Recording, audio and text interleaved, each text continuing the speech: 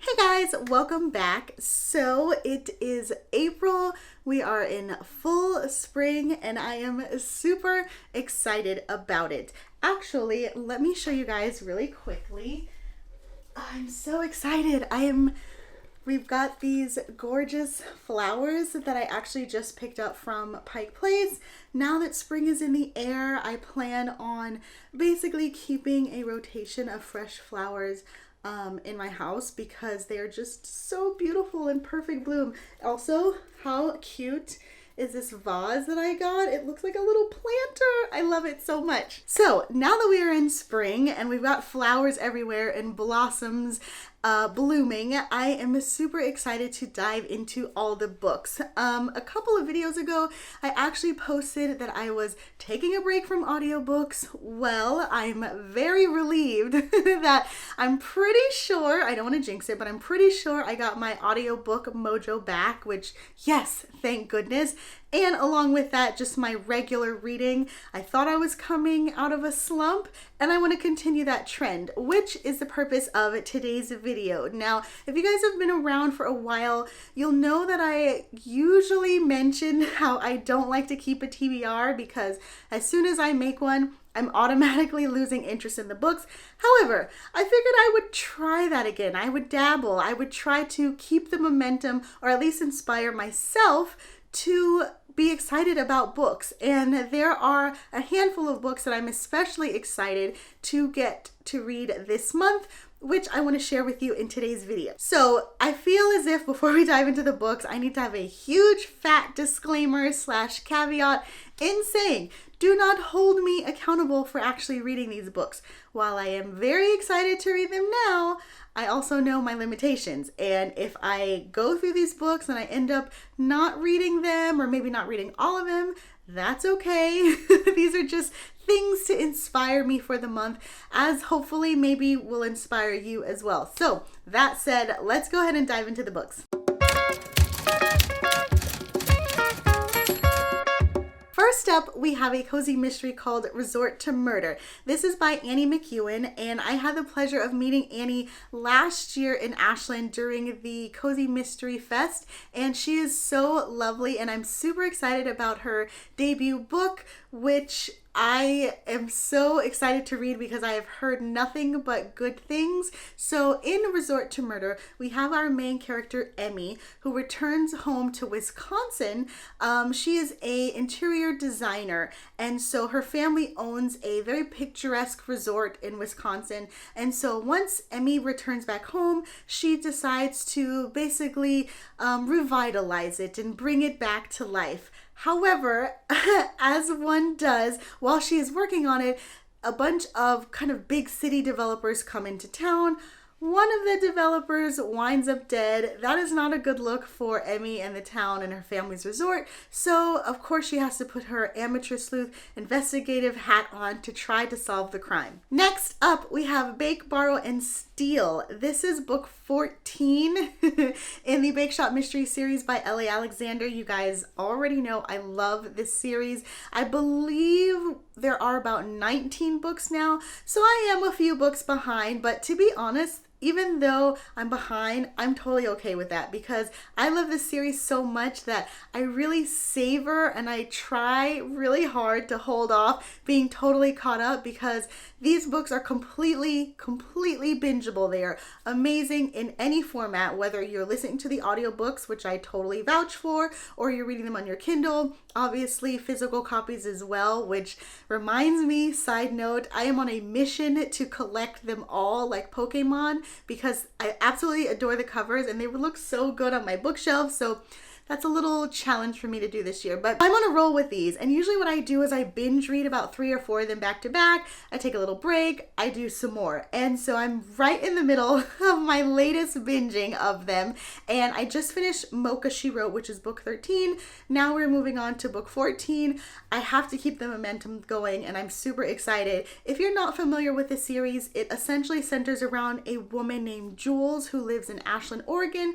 She owns a bake shop named Tort, and you're getting kind of like a murder flavor of the week in every book installment. But what makes this series so fantastic is the cast of characters and the town of Ashland. both of which are amazing.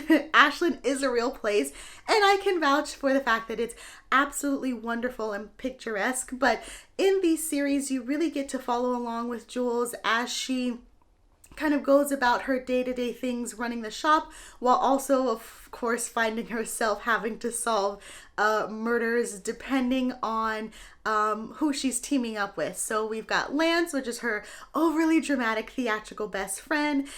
We've got Carlos, who is her estranged husband, who, no spoilers or anything, but I absolutely adore his character, and he's not in all of the books, and so he is in book 13 in a major way, and it's one of my favorites of the series so far, you guys. So needless to say, I'm continuing on with this series in the month of April. Okay, so this next one I'm super excited about because I've actually already started reading it, but it is called Borrower of the Night by Elizabeth Peters, and this is the first book in the Vicky Bliss series, and Vicky is a art historian, and essentially this kind of chronicles all of her adventures. It seems very much like her Amelia Peabody series, in the sense to where you've got like a woman on an adventure doing different expeditions. I know in the Amelia Peabody series she kind of dabbles in Egyptian art history and culture and stuff like that, and with Vicky here, again, I haven't read too much into the series, but she is an art historian, which kind of takes her all around the world in different adventures. And so with this first book, how we're kicking off, she travels to Germany to hunt down this priceless lost art masterpiece, so to speak, and she has to contend with her rival, who happens to be a male colleague. So she's dealing with that, and she's also dealing with somebody who is on the run trying to kill her. Do we think that it's because of what she's trying to hunt down? Maybe. Vicky doesn't know for sure, and that's part of the fun and the adventure of it. So again, I'm super excited about this series. I actually read a couple of chapters before fully committing to checking it out from my library, and when I tell you, it grips you from the first page. Her writing style is just so fantastic. The book is told in first person. You can already tell that it's really witty and well written, and Vicky as a character is really funny but smart, of course, and she's beautiful. And she just seems like such a fun person to kind of saddle up with and go along with all of her adventures. Yes. Okay, so this next one is so adorable. It's a cozy mystery, and it's called An Escape Goat. And I'm about 25% into it. Actually, less than that. Probably like 15%. I started it last month, but I definitely want to continue and finish it this month. But it's by Janna Rollins, who I actually also met in Ashland. It is her debut cozy mystery as well, and it's so adorable. It is a Zen Goat mystery series, which honestly, that's why I've been looking forward to it, because it sounds so cute and the cover is adorable, and it stars a woman named, I think her name is Callie, but she opens up a goat yoga kind of retreat, so to speak. And first of all, I've seen goat yoga before, and it's absolutely freaking adorable. And the way that she describes it on the page with all of the baby goats and her living on it's family members, but she kind of describes how she ends up in that situation, so I won't go too much into it. But our main character is essentially living on their farm, and so her plans are to build up this whole goat Zen yoga retreat. And the book starts off with her doing her first session. It's kind of like a grand opening, so to speak. Unfortunately, one of the clientele winds up dead, which obviously is not a good look. And to make matters worse, one of her goats also gets sick, so there's a possible connection between that. She's of course worried about her goat, and of course wanting to solve the death of this woman who was a client of hers. And so you've got shenanigans all around, but I'm here for the goat yoga. I can't even lie. It's so cute. Okay, so these next two are actually part of the same series. I realized, or I stumbled across the fact that the latest book is already out or just came out, and so I need to kind of go back and read the second book. Anyway, what I'm talking about is Four Aunties and a Funeral and The Good, the Bad, and the Aunties by Jessie Sutanto. I adored the first book in this series. I thought it was absolutely hilarious.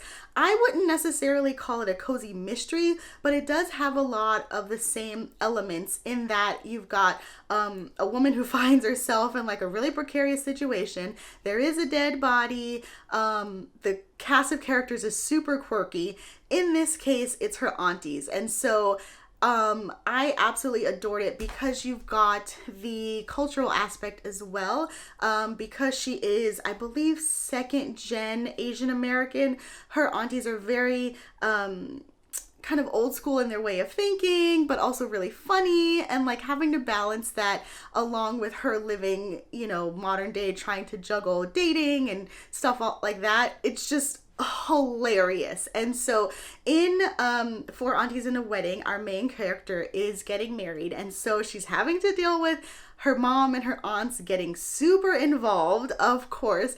Luckily her fiance is very understanding, which is why they get together in the first place, because he can appreciate her family. And I just can't wait to be back with them, because this book had me laughing out loud so many times. It does get a little bit like cringy, but not in a bad way, but more so like you feel for the main character because she's getting embarrassed by her aunts a lot of the times, but like in the most loving way, of course. And anyway, the latest book in the series, book 3, which is The Good, the Bad, and the Aunties, I believe our main character is now going off to her honeymoon. So of course you're kind of like following along with her as she meets her future husband, and now they're married and now they're going on their honeymoon. I don't know what to expect other than just pure hilarity and hijinks, because like I said, her mom and her aunts have such a, funny but accurate relationship, just in the way that they talk to each other, the way they talk to her. Oh my God, I love it so much. Again, it's not a cozy mystery. I wouldn't even know what you call it. Like, I don't know if it's a caper or just like a fun contemporary story told with a mystery aspect involved. I don't know, but I highly recommend it if you haven't checked it out. Last up, we have The Summer Escape by Jill Shalvis. Now, this is actually a romance. It is book 6 in her Sunrise Cove series, but they are interconnected standalone romances, so it's not as if you had to have read the first 5 to dive into this one. But it actually comes out in June. I am so blessed to have received an early copy, which is amazing because Jill Shalvis is my favorite of all time romance author, and it's been a minute, I'd want to say, since I picked up a romance, not for any reason other than nothing was really sparking my interest.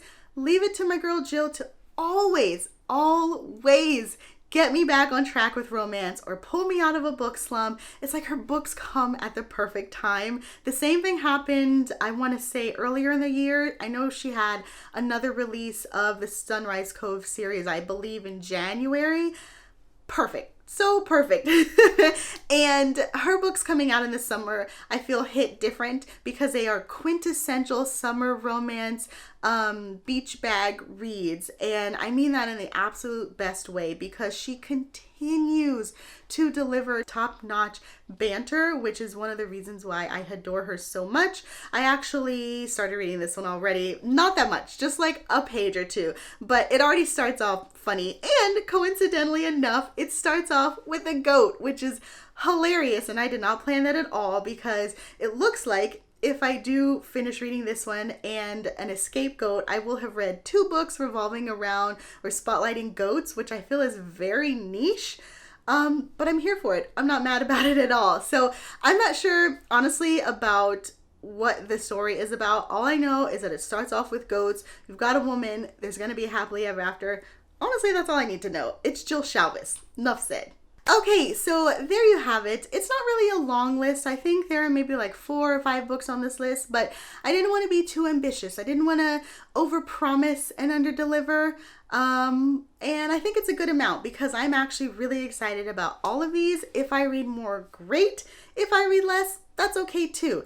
regardless, I'm still excited about these books. Let me know if you have read any of these, and if so, what your thoughts are about them. And also just kind of let me know what your reading plans for April are as well. If you're anything like me and you read like somewhat seasonally, I'm sure you've got books that feel a bit more springtime or summer vibes. I know we're not in summer yet, but you know, the sun is out, the snow, hopefully, knock on wood, has cleared from everyone's yards, and it's just new beginnings, so to speak, like a second new beginnings. I know we've got January and technically New Year, but I feel like the changing of the seasons and finally having the flowers blooming, that's another way for us to finally break out of our winter shell, come out of hibernation, and basically read all of the books, which I'm super excited about. So anyway, I hope you enjoyed this video. If you did, please like and subscribe.